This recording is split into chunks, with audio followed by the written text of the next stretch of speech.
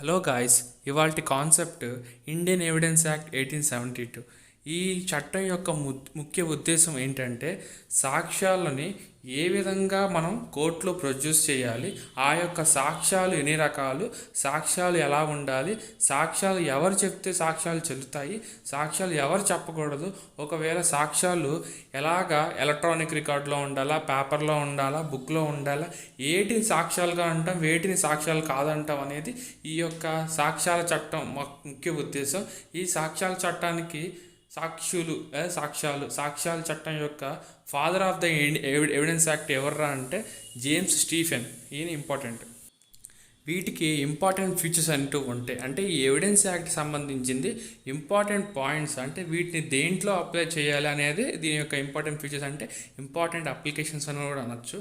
Indian evidence act అనేది ఇది evidence act చాలా కష్టంగా అర్థం చేసుకోవాలి, కానీ ఈజీగా అర్థం చేసుకోవాలి అంటే ఈ పైన కనిపిస్తున్న 15 పాయింట్లని మీరు అర్థం చేసుకుంటే సబ్జెక్ట్ ఇంకా మీకు ఈజీ అయ్యిద్ది. ఆ యొక్క ముఖ్య ఉద్దేశంతో నేను ఇలాగ ప్రజెంటేషన్ అనేది నీట్గా తయారు చేశాను. ఇంపార్టెంట్ ఫీచర్స్లో first point court, second point fact, relevant fact, facts in issue, document, evidence, proved, disproved, not proved, affidavit, motive, circumstantial evidence, may presume, shall presume, conclusive proof. దీంట్లో ఒక్కొక్కటి నీట్గా ఎక్స్ప్లెయిన్ చేస్తాను, జాగ్రత్తగా వినండి. ఫస్ట్ కోర్ట్ అంటే మామూలుగా మనకి ఎవరు గుర్తొస్తారు? ముగ్గురు పార్టీస్ గుర్తొస్తారు. First one plaintiff, second one defendant, third one judge or magisterial. అంటే ఒకళ్ళు ఒక లీగల్ ప్రాబ్లం వల్ల వాళ్ళు సఫర్ అవుతూ ఉంటారు. ఆ సఫర్ అయ్యే వాళ్ళు ఏం చేస్తారు? ఫర్ ఎగ్జాంపుల్ ఒక ఎగ్జాంపుల్ తీసుకుందాం. ఒక ఇంటి గురించి ఇద్దరు అన్నతమ్ముళ్ళు తగువాడుకుంటున్నారు.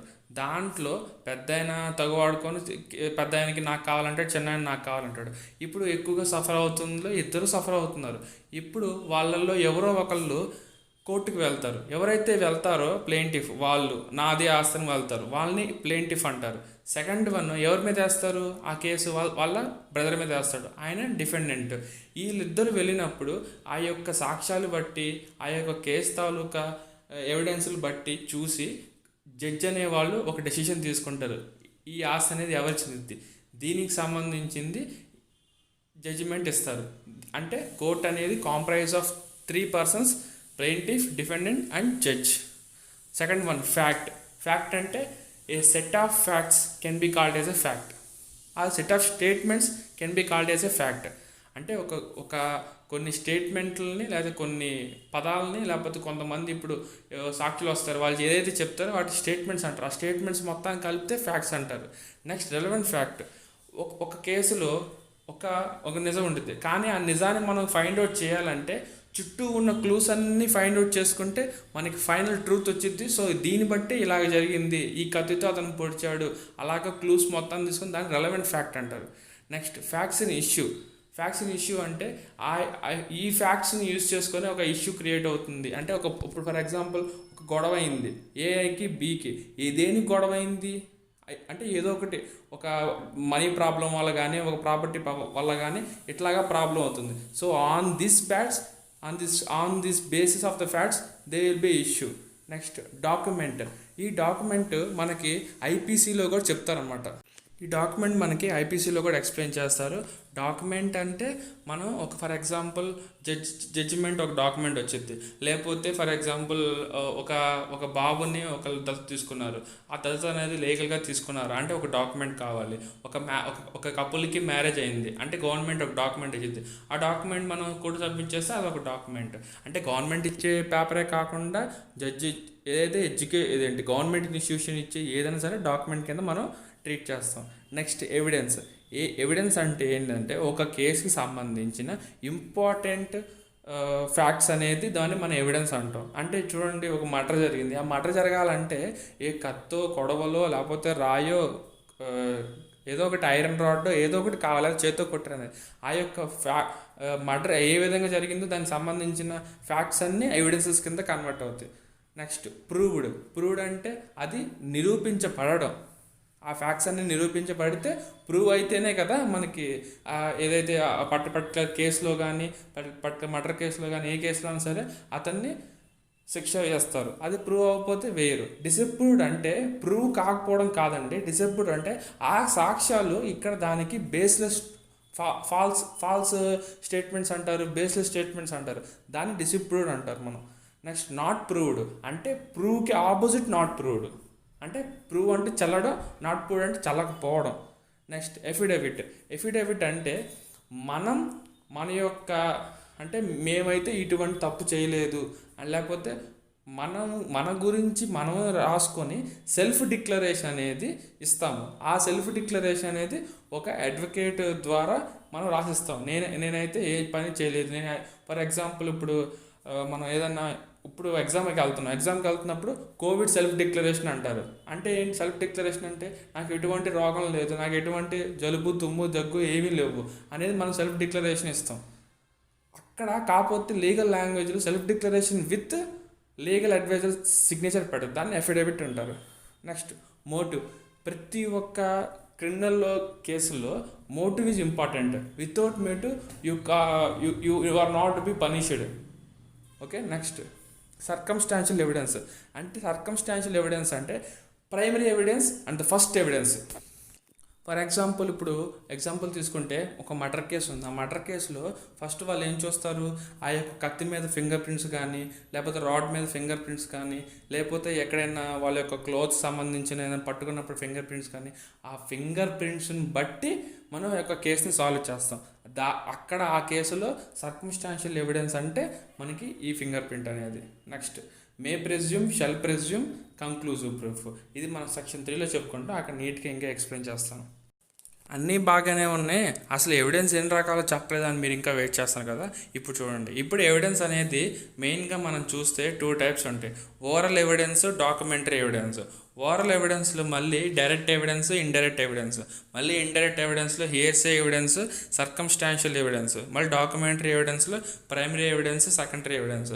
ఇప్పుడు ఫస్ట్ ఓరల్ ఎవిడెన్స్ అంటే ఏంటి, డాక్యుమెంటరీ ఎవిడెన్స్ అంటే ఓరల్ ఎవిడెన్స్ అంటే మనము కోర్టులోకి వెళ్ళి ఏదైతే మన నోటితో స్టేట్మెంట్స్ ఇస్తామో ఆ స్టేట్మెంట్స్ అనేది జడ్జి గారు విన్నప్పుడు ఆ యొక్క facts of the statements base చేసుకొని వాళ్ళు ఎవిడెన్స్ కింద ట్రీట్ చేసి దాన్ని ఓరల్ ఎవిడెన్స్ అంటారు.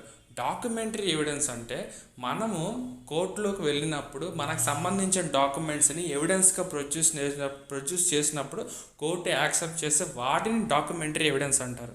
Next oral evidence, direct evidence, indirect evidence. Direct evidence, indirect evidence అంటే సింపుల్ అండి. డైరెక్ట్గా ఓరల్ ఎవిడెన్స్. ఇప్పుడు డైరెక్ట్ ఎవిడెన్స్ అంటే మనం వెళ్ళి మన యొక్క సాక్ష్యాలు అనేది చెప్తాము. మనం చెప్పినప్పుడు వాళ్ళు ఆటోమేటిక్గా అవి రికార్డ్ చేస్తాం. డైరెక్ట్గా మనం వెళ్తాం. ఇండైరెక్ట్ ఎవిడెన్స్ అంటే hearsay evidence, circumstantial evidence. Hearsay evidence అంటే మీరు విన్నది నేను అక్కడ ఉన్నప్పుడు గట్టిగా అరుపు వచ్చిందండి, లేకపోతే గన్ పేలిందండి, ఇలాగా మనం మాట్లాడుతాం. మళ్ళీ సర్కమ్స్టాన్షియల్ ఎవిడెన్స్. చెప్పే సర్కమ్స్టాన్షియల్ ఎవిడెన్స్ అంటే ఒక మర్డర్ కేసులో ఒక ఫింగర్ ప్రింట్ అనేది ఆ యొక్క ఎవిడెన్స్ సరిపోయింది. ఇంక మనం ఇంకో ఎవిడెన్స్ కోసం వెళ్ళాల్సిన అవసరం లేదు. ఆ ఎవిడెన్స్ పట్టుకుంటే ఆ ఫింగర్ ప్రింట్ బట్టి ఏ మనిషి అనేది ఈజీగా ఐడెంటిఫై చేస్తారు. ఆ ఎవిడెన్స్ పెట్టేసుకొని నువ్వే చేసావు నేరం అని చెప్పి మనం కూడా క్లారిటీగా చెప్పేస్తాం. ఇప్పుడు డాక్యుమెంటరీ ఎవిడెన్స్లో primary evidence, secondary evidence. Primary evidence అంటే మనం ఏదైతే ప్రాథమికంగా ఎవిడెన్స్ సబ్మిట్ చేస్తామో వాటన్నిటిని ప్రైమరీ ఎవిడెన్స్ అంటారు. సెకండరీ ఎవిడెన్స్ అంటే ప్రైమరీ ఎవిడెన్స్ అవసరం లేనప్పుడు, అంటే ప్రైమరీ ఎవిడెన్స్ మనం సబ్మిట్ చేయలేదు కానీ దాని తర్వాత కూడా కొన్ని ఎవిడెన్స్లు ఉన్నాయి, దాన్ని ఫస్ట్ టైంలో సబ్మిట్ అది లేనప్పుడు, ప్రైమరీ ఎవిడెన్స్ కానప్పుడు ఫస్ట్ ఒకసారి టైం ఇస్తారు కదా, ఆ టైంలో అప్పుడు మనం ఎవిడెన్స్ సబ్మిట్ చేయాలి. ఒకవేళ ఆ టైం కాకుండా ఇంకొంత టైం తీసుకున్న తర్వాత మళ్ళీ ఎవిడెన్స్లు దొరికినప్పుడు మనం వీటిని సెకండరీ ఎవిడెన్స్ కింద సబ్మిట్ చేస్తాం. మొత్తంగా ఈ ఇండియన్ ఎవిడెన్స్ యాక్ట్లో మొత్తం 167 సెక్షన్లు ఉంటే ఒక షెడ్యూల్ ఉంటాయండి. కాకపోతే ఏమైందంటే ఒక షెడ్యూల్ అనేది రిపీల్ అయిపోయింది. అది ఎప్పుడు రిపీల్ అయిపోయిందంటే రిపీలింగ్ యాక్ట్ 1938లో అది రిపీల్ అయిపోయిందండి. ఇప్పుడు మనకు ఓన్లీ 167 సెక్షన్లు ఉన్నాయి. దీన్ని మనం 3 పార్ట్స్గా డివైడ్ చేస్తే first part, second part, third part కింద మాట్లాడితే ఫస్ట్ పార్ట్లో 2 చాప్టర్స్ ఉంటాయి. మళ్ళీ సెకండ్ చాప్టర్లో ఒక 5 to 6 సబ్ క్లాసెస్ ఉంటాయి. అంటే కొన్ని ఇంపార్టెంట్ పాయింట్స్ ఉంటాయి, 5 సెక్షన్స్ ఉంటాయి. ప్లస్ పార్ట్ టూ ఏంటంటే ఇది కూడా చాప్టర్ 3, చాప్టర్ 4, చాప్టర్ 5 ఉంటాయి. మళ్ళీ దీంట్లో ఇంకో మూడు మూడు సబ్ పాయింట్లు లాగా ఉంటాయి. నెక్స్ట్ పార్ట్ 3 ఏంటంటే మొత్తం చాప్టర్ 7 నుంచి చాప్టర్ 11 వరకు మనం ఎక్స్ప్లెయిన్ చేస్తాం. ఇప్పుడు ఒక్కొక్కటి డీటెయిల్డ్గా చూస్తే చాప్టర్ 1 అంటే ప్రిలిమినరీలో నాలుగు సెక్షన్స్ ఉంటాయండి. దాంట్లో ఫస్ట్ సెక్షన్ షార్ట్ టైటిల్, అంటే చెప్పే కదా షార్ట్ టైటిల్ అంటే ఇండియన్ ఎవిడెన్స్ యాక్ట్ 1878. దాని గురించి టైటిల్ అంటే ఏంటి, షార్ట్ టైటిల్ అంటే ఏంటి, లాంగ్ టైటిల్ అనేది మనం ఇంటర్ప్రిటేషన్ ఆఫ్ స్టాట్యూట్స్ చదివాము. కాకపోతే ఇప్పుడు మనం ఒకసారి నీట్గా ఎక్స్ప్లెయిన్ చేస్తున్నాను. Next interpretation on the evidence act. Next section 3 and 4 may presume, shall presume and conclusive 4 వీటి గురించి చెప్తున్నారు. నేను ముందే చెప్తున్నా అండి, ఇదంతా ఓవర్ వ్యూ, నేను ఎక్స్ప్లెయిన్ చేయట్లేదు. Next chapter 2 relevance of facts. Relevance of the facts అంటే దీంట్లో ఏమేమి మాట్లాడతారంటే ఫ్యాక్ట్స్ ఇన్ ఇష్యూ. ఇందా చెప్పే కదా ఇష్యూ అండ్ ఫ్యాక్ట్స్ అంటే రిలవెంట్ ఫ్యాక్ట్స్ అని సేమ్ అయ్యే కాన్సెప్ట్స్ మనకి ఇక్కడ సెక్షన్స్తో సహా చెప్తారు. నెక్స్ట్ దీంట్లో అడ్మిషన్స్ అంటే ఏంటంటే it relates to civil matters and comprise of all statements amounting to admission. అంటే ఇది సివిల్ మ్యాటర్కి సంబంధించింది plus combination of statements is can be called as admission. Next statements by persons who cannot be called as witness. ఏ స్టేట్మెంట్లో కొంతమంది persons చెప్తారో వాళ్ళని విట్నెస్గా అనలేము. ఎందుకు అంటారంటే ఆ యొక్క స్టేట్మెంట్ ఆ యొక్క హెడ్డింగ్ మీకు మీనింగ్ ఏంటంటే పర్సన్స్ కొంతమంది ఉంటారు, వాళ్ళు చనిపోయి ఉంటారు, లేదా పర్సన్స్ కొంతమంది ఉంటారు, వాళ్ళు మనకి ఇంకా దొరికి ఉండరు, అంటే వాళ్ళు సాక్షులు కాదు. Next statements under special circumstances. అంటే స్పెషల్ సర్కమ్స్టాన్స్ మీద స్టేట్మెంట్స్ తీసుకుంటాం. ఎట్లాగంటే ఒక కేసులో ఎంట్రీస్ ఆఫ్ బుక్స్ గురించి కానీ ఇది రెలవెంట్గా అయితే మళ్ళీ statements in maps and charts, statements in books, statements in letters, ఇలాంటి విషయాల్లో మనం తీసుకుంటాము రెలవెంట్ ఫ్యాక్ట్స్గా. Next how much of a statement is to be proved. అంటే ఎటువంటి సాక్ష్యాలు, ఎటువంటి స్టేట్మెంట్స్ మనం ప్రూవ్ చేయగలము కోర్టులో అంటే document, electronic record, books, series of letters, papers, వీటన్నిటి మనం ఎవిడెన్స్గా మనం కోర్టులో సబ్మిట్ చేయొచ్చు. Next judgment of courts justice when relevant. అంటే దీనికి సంబంధించిన జడ్జిమెంట్ ఇస్తారు, అంటే మనం కేసు ఇస్తాం, దానికి సంబంధించిన ఎవిడెన్స్ సబ్మిట్ చేస్తాం, కానీ దాని జడ్జిమెంట్లో ఇచ్చేటప్పుడు కూడా ఎక్స్పర్ట్స్ యొక్క ఒపీనియన్ తీసుకుంటారు. ఆ ఎక్స్పర్ట్స్ ఒక ఒపీనియన్, ఫర్ ఎగ్జాంపుల్ ఒక పర్టికులర్ సూసైడ్ అనేది జరిగింది, ఆ సూసైడ్ అతను రాసుకున్నాడు, వేరే వాళ్ళు రాసుకున్నాడు, అతను హ్యాండ్ రైటింగ్, ఇంకో హ్యాండ్ రైటింగ్, అంటే అప్పుడు ఏం చేస్తాం మనం హ్యాండ్ రైటర్ సంబంధించింది మనం ఎక్స్పర్ట్ దగ్గరికి వెళ్తాము. లేదా అంటే ఇప్పుడు ప్రతి మర్డర్ కేసులోనూ మనం ఎవరిని ఒక హెల్ప్ తీసుకుంటున్నాం అంటే ఎవరి అసిస్టెన్స్ తీసుకుంటున్నాం అంటే ఫోరెన్సిక్ రిపోర్ట్ని తీసుకుంటాం, ఎందుకంటే వాళ్ళు దాంట్లో ఎక్స్పర్ట్స్. సో అట్లాగా ప్రతి ఒక్క ఎక్స్పర్ట్ దగ్గర నుంచి మనం వాళ్ళ యొక్క డాక్యుమెంట్స్ తీసుకొని వాళ్ళ యొక్క ఎక్స్పర్ట్స్ ఒపీనియన్ తీసుకుంటాం. అందుకే జడ్జిమెంట్స్ అనేది అక్కడ ఎక్స్పర్ట్స్ యొక్క ఒపీనియన్ కూడా రెలవెంట్గా ఉంటాయి అనేది ఈ యొక్క సెక్షన్ 40 నుంచి సెక్షన్ 44 నుంచి ఎక్స్ప్లెయిన్ చేశారు. Next opinions of third persons well relevant. అంటే థర్డ్ పర్సన్స్ యొక్క రెలవెంట్ అంటే సివిల్ కేసెస్లో పర్టికులర్ కేసెస్లో థర్డ్ పర్సన్స్ కూడా ఇన్వాల్వ్ చేస్తారు, ప్లస్ క్రిమినల్ కేసెస్ని ప్రీవియస్ గుడ్ క్యారెక్టర్ అనేది రెలవెంట్గా చూస్తారు.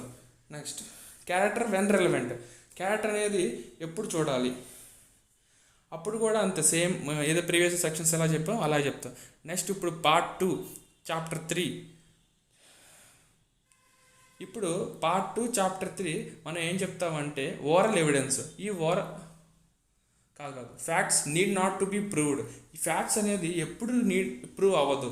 Facts of the court must take judicial notice, అప్పుడు కూడా ప్రూవ్ అవ్వదు. Plus judicial noticeable need not to be proved. Judicial వాళ్ళకి ప్రూవ్ చేయాల్సిన అవసరం లేదు. నెక్స్ట్ చాప్టర్ 4 ఏంటిది ఓరల్ ఎవిడెన్స్. ఇంత చెప్పే కదా ఒక పర్సన్ అనేవాడు కోర్టులోకి వెళ్ళి సాక్ష్యం చెప్తే దాన్ని ఓరల్ ఎవిడెన్స్ కింద ట్రీట్ చేస్తారు. డాక్యుమెంటరీ ఎవిడెన్స్ అంటే అదే పర్సన్ తను చెప్పలేనప్పుడు డాక్యుమెంట్స్ కూడా ప్రూవ్ చేస్తే, ఇప్పుడు హాస్పిటల్కి వెళ్తాం, నేను ఇలాగా హాస్పిటల్లో జాయిన్ అయ్యాను 3 months నుంచి అంటారు, ఎందుకు రాదని కోర్టుకి 3 నెలలు హాస్పిటల్లో ఉంటాం. అలాంటప్పుడు హాస్పిటల్ యొక్క పేపర్స్ని తీసుకొస్తే దాన్ని మనం డాక్యుమెంటరీ ఎవిడెన్స్ కింద ట్రీట్ చేస్తాం. నెక్స్ట్ పబ్లిక్ డాక్యుమెంట్స్ అంటే పబ్లిక్, ప్రైవేట్, సర్టిఫైడ్ కాపీస్, ఈ రెండింటిని పబ్లిక్ డాక్యుమెంట్స్ కింద చేస్తాం. ప్రిజంప్షన్స్ యాజ్ టు డాక్యుమెంట్స్ అంటే ఆ డాక్యుమెంట్స్ని మనం ప్రిజంప్షన్ చేసుకుంటాం పబ్లిక్, ప్రైవేట్ లాగా. అలాంటప్పుడు ఏం చేస్తాం సర్టిఫైడ్ కాపీస్ అంటాం. అంటే చూడండి ఒక ఒరిజినల్ కాపీని డూప్లికేట్ చేస్తాం, కానీ డూప్లికేట్ కాపీని కూడా మనం ఒరిజినల్లా ట్రీట్ చేయాలంటే ఎఫిడేవిట్ చేయించడం లేకపోతే నోటరీ చేయించడం ఇలా చేస్తాం కదా, సేమ్ అట్లాంటి సర్టిఫైడ్ కాపీ అంటారు మనం దీంట్లో. Next chapter 6 exclusion of oral by document. Exclusion of oral by document అంటే సెక్షన్ 91 నుంచి సెక్షన్ 101 వరకు ఎక్స్ప్లెయిన్ చేస్తున్నారు. ఇక్కడ ఏంటంటే evidence of a document unmeaning in reference to existing facts. అంటే ఏదైతే ముందు కొన్ని ఫ్యాక్ట్స్గా మనం కేసుని రిజిస్టర్ చేస్తామో ఆ ఫ్యాక్ట్స్కి మళ్ళీ కొత్తగా ఎవిడెన్స్ తీసుకొస్తారు. ఆ ఫ్యాక్ట్స్కి ఈ ఫ్యాక్ట్స్కి పొంతం లేనప్పుడు అలాంటిది దానికి సంబంధించిన దాన్ని ఎక్స్క్లూజన్ చేస్తాము అంటారు. నెక్స్ట్ సెక్షన్ 101 ఏంటిది? Burden of proof are chapter 7. Burden of proof అంటే బర్డెన్ ఆఫ్ ప్రూఫ్ ఈ యొక్క చాప్టర్లో ఏం చెప్తారంటే ఎవరి మీద బర్డెన్ ఆఫ్ ప్రూఫ్ పడిద్ది, ఎవరు ఆ బర్డెన్ ఆఫ్ ప్రూఫ్, వాళ్ళు ఏమేమి చెప్పాలి అనేది చాప్టర్ 101 సెక్షన్ 101 నుంచి సెక్షన్ 114A వరకు చెప్తారు.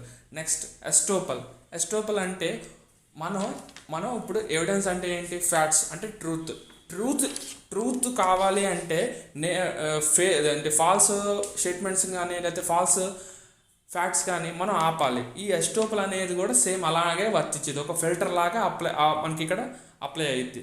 నెక్స్ట్ విట్నెసెస్ అంటే ఎవరు చెప్పాలి, ఎవరు చెప్పకూడదు. ఈ విట్నెసెస్లో ఈ కేసులో సాక్షులు ఎవరు, ఓకేనా? విట్నెసెస్ని నీట్గా క్లారిఫై చేసి ఫిల్టర్ చేసి వీళ్ళు సాక్షులకు చెప్పాలి, వీళ్ళు సాక్షులకు చెప్పడానికి వీలు అవ్వదు. అంటే చూడండి, ఫర్ ఎగ్జాంపుల్ మన ఇంట్లో ఒకటి జరిగింది, కానీ మన ఇంట్లో మన ఫాదర్కి అలా జరిగినప్పుడు లేదా మన ఇంట్లో వాళ్ళ జరిగినప్పుడు మనం సాక్షులుగా పనికిరాము. ఎందుకంటే మన ఇంట్లో వాళ్ళం కాబట్టి మన ఫేవర్ చెప్పుకుంటాం, అంటే అలాంటప్పుడు మన సాక్షులు పనికిరాము. అదే వేరే వాళ్ళైతే సాక్షులుగా పనికొస్తారు, అది అలాగనమాట. నెక్స్ట్ ఎగ్జామినేషన్ ఆఫ్ విట్నెసెస్ అంటే ఆ యొక్క విట్నెసెస్ని ఎలాగ ఎగ్జామినేషన్ చేస్తారు, క్రాస్ ఎగ్జామినేషన్ చేస్తారు, మళ్ళీ ఎవిడెన్సెస్ ఇన్ రైటింగ్, ఇట్లాగా డిఫరెంట్ టైప్స్ ఆఫ్ అనేది విట్నెసెస్ని ఎలాగ ఎగ్జామిన్ చేసే దాంట్లో సెక్షన్ 135 నుంచి సెక్షన్ 166 వరకు ఎక్స్ప్లెయిన్ చేస్తారు. Next chapter 11 improper admission and rejection of evidences అంటే no new trial for improper admission and rejection of trial.